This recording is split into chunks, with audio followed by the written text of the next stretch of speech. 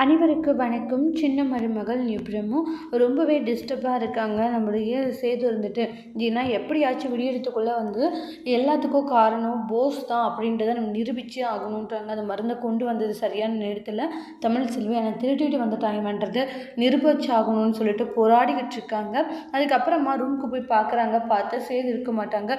என்ன ரூமில் காணுமே அப்படின்ட்டு ஷாக் ஆகுறாங்க. ஈஸ்வரியுடைய பொண்ணு இருந்துட்டு அம்மா அம்மா சேதுவை காணுமான்றாங்க. என்னடி சொல்லிட்டு இருக்கா? ஆமாம்மா சேதுவை காணும். ஏண்டி அவன் ரூமில் இருக்கான், நீ தான் சொன்ன. இப்போ என்னடா அவனை காணும் சொல்லிட்டு இருக்க?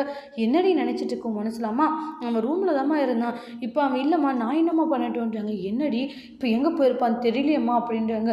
என்னடி இப்போ இப்படி ஒரு குண்டை தூக்கி போடுறியா அப்படின்னுவாங்க.